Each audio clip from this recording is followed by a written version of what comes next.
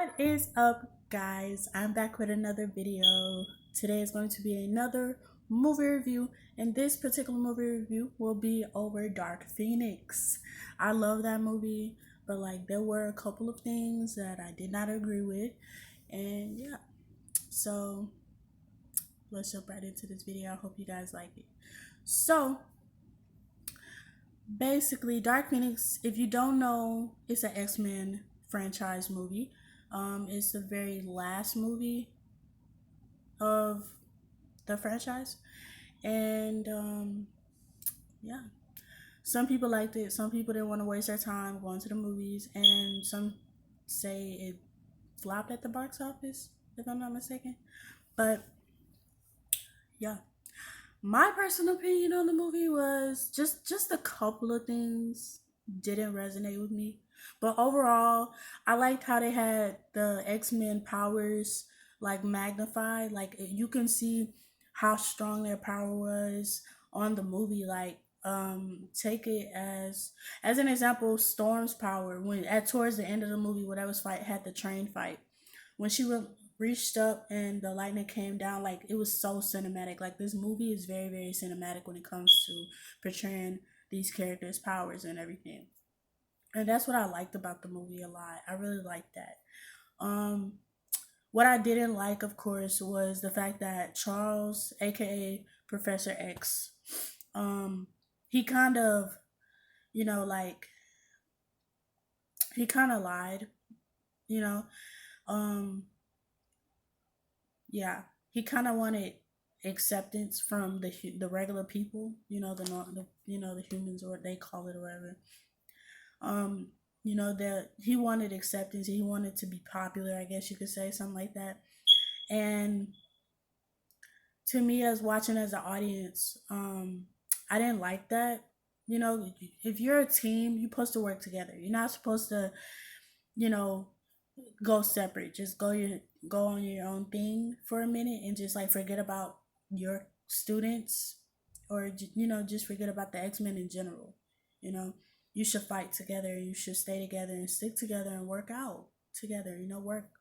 You know, and for him to do that as professor, that's kind of like shady in a sense, and it's kind of like the vibe I was getting from Charles was like selfishness and greed for a minute. And in this movie, you'll see Mystique, aka Raven. You'll see her in the opening scene asking Charles what happened, what did he do? Like, he still haven't even answered her question and everything. Then he comes out once Raven's dead, Mystique's dead. He comes out and tell Hank the truth. You could have told her the truth from the beginning. You knew that Jean couldn't control her powers and that she was dangerous. So you put on this facade and make it seem like it's all right to everyone else when that's not the case. So in the opening scene, if you don't know, if you haven't watched the trailer,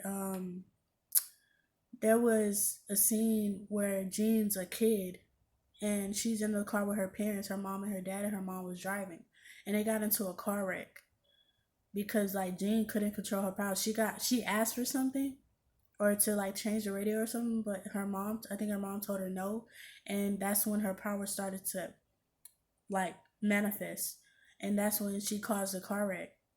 But she didn't try to do it on purpose. She wanted it her way, and she didn't get it her way. So then that's when her power started manifesting and everything, and then that's how her mom died. But her dad survived and everything, and the most hurtful part was that her dad pretended like he moved on. Now that she's older, she's looking for him. She's hearing his voice and everything.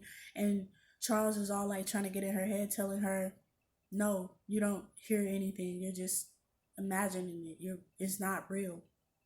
And in that scene, he's using Cerebro, which is the little helmet thing on his head, to read people thoughts and read her mind while she's asleep, because she's like, her powers are out of control and everything, so she can't control what happens even in her sleep. So he gets in her head using Cerebro, and this is around the time Mystique and Hank. Mystique is still alive, and Hank is with them in the scene. And he gets in her head and tells her that, you know, it's not real. You're just imagining it. Blah blah blah blah. And she's like, it is real. It is real. Then I think Cyclops goes in there and tries to calm her down, but it's nothing is working. Um, I think that's what happened. I'm not sure. I haven't seen it in a long time. So Um, then she ends up leaving and going to find her dad, and she knew exactly where the house was, and he's still alive even after the car wreck. He's still alive. He pretended like nothing happened, and that's what made her upset. That's what made the audience, like me personally. I can't speak for the audience. I can only speak for myself. That would have made me upset too. You know, that's kind of messed up, and it's wrong to pretend like your own kid didn't cause what happened, and just to move on from that and pretend like that's hurtful. So unfortunately she did go to his house, and yeah, she talked to him. He acted like he didn't know who she was, and she was like, you don't remember me, blah blah blah, and stuff like that. And she got upset, and then she used her powers and to assault him and everything. And then that's when Mystique died. The X-Men show up outside of his house, and she did whatever she did to him and let him go, whatever. She cried and then went outside of his house, and that's when the X-Men showed up trying to bring her back. And she's like, no, I'm not gonna, stuff like, I'm gonna probably, not the way I'm saying it, but like, you kind of get it, like, I'm not gonna let you guys control me, blah blah blah, all this stuff. And she's like, just stay away from me, I'm too dangerous, I can't control it, it just happens, all this stuff. And unfortunately, Mystique dies in that scene, and Hank's just standing in front of her body, like, oh man, this is horrible. Like he gets very very furious, and that's when she flies away. So basically, there was a whole battle with the X-Men. She like kind of fought some of them, and she ended up flying away. And there's this new character. I have no idea what her name is, but she's a new character. She has blonde hair, or like platinum blonde hair and stuff like that in the scene. And she just one of the scenes, she just gets inside of uh Jean's head, Dark Phoenix's head, and she starts, like saying all kinds of stuff like, I can show you how to use your power better than you know, and you don't even know how strong you are. Let me show you what you can do, and stuff like that. And then at the end, that's when they get into it. Both of them, Dark Phoenix and her, they get into a big fight, and um, Jean unleashes the cosmic radiation. You know, all it did in the opening scene was she absorbed that energy in space when they went on that mission to go get the astronauts. She absorbed it. So you only for the people, um, for some people they probably watched X-Men Apocalypse. At the end of the movie, you saw her power. It was coming out when she defeated Apocalypse at the end. So that was her power, her natural form. But when she absorbed the cosmic radiation, it grew bigger and more stronger and more powerful and more dark and everything. So that's what happened. And there was some other scenes where Hank went to Magneto after Raven died and told him what happened. And at the time, Jean Grey, Dark Phoenix, she was um, at with Magneto. She was with Magneto that in one of the scenes, hiding and stuff like that. And then after she left, during a helicopter altercation, she left or whatever. And then um, that was that.